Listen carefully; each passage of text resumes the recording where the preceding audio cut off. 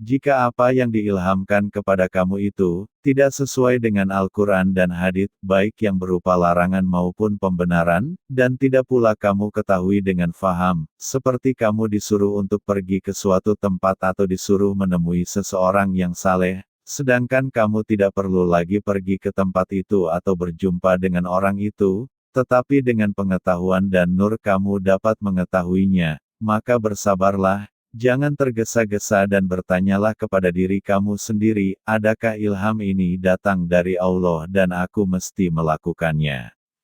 Pikirkan dulu dan bersabarlah. Adalah biasa bagi Tuhan untuk mengulang ilham seperti itu dan memerintahkan kepada kamu untuk segera melakukan perkara ilham itu atau untuk membuka suatu tanda yang dibukakan bagi para ahli Allah, tanda yang hanya dapat dipahami oleh para aulia yang bijaksana dan para abdal. Janganlah kamu terburu-buru mengerjakan perkara itu, karena kamu tidak mengetahui akibat dan tujuannya, dan juga kamu tidak mengetahui ujian dan jalan yang dapat merusak dan menguji kamu. Karena itu bersabarlah sampai Tuhan sendirilah yang menjadi pelaku perkara itu untuk kamu. Apabila sesuatu perbuatan itu benar-benar dari Allah, maka akan selamatlah kamu dan Dia pasti menolong kamu. Jika kamu sendiri yang melakukannya, maka kamu sendirilah yang bertanggung jawab atas perbuatanmu itu. Jika Allah yang melakukannya untuk kamu, maka kamu tidak bertanggung jawab atas perbuatanmu itu, karena perbuatan itu adalah perbuatan Allah, dan sudah barang tentu Allah sendirilah yang bertanggung jawab atas perbuatannya. Jika kamu berada dalam peringkat hakikat, yaitu kedudukan wilayah kewalian, maka lawanlah nafsumu itu dan patuhlah kepada perintah itu sepenuhnya.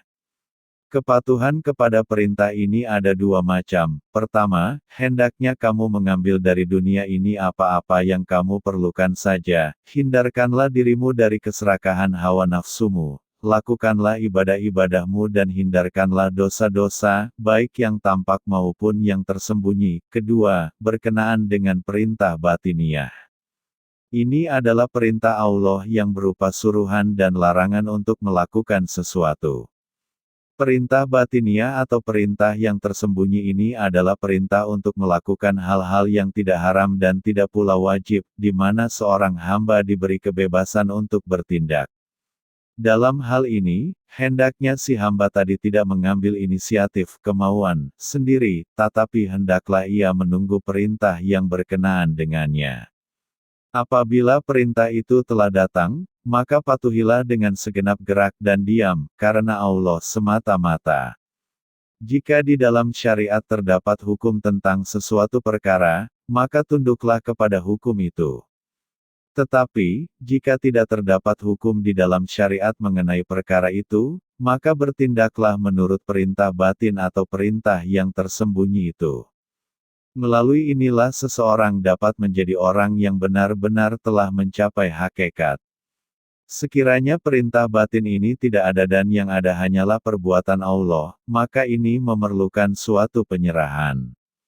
Jika kamu telah mencapai hakikat yang sebenarnya, yang juga disebut keadaan tenggelam, mahu, atau fana, maka kamu telah mencapai peringkat abdal, mereka yang luluh hatinya karena Allah, sesuatu keadaan atau peringkat yang dimiliki oleh orang-orang yang betul-betul berjiwa tauhid, suatu keadaan yang dimiliki oleh orang-orang yang dikaruniai cahaya kerohanian, yaitu orang-orang yang berilmu dengan kebijaksanaannya yang tinggi, orang-orang yang menjadi ketua dari seluruh ketua, pelindung dan penjaga halayak ramai, khalifah Allah dan walinya serta orang-orang yang dipercayainya.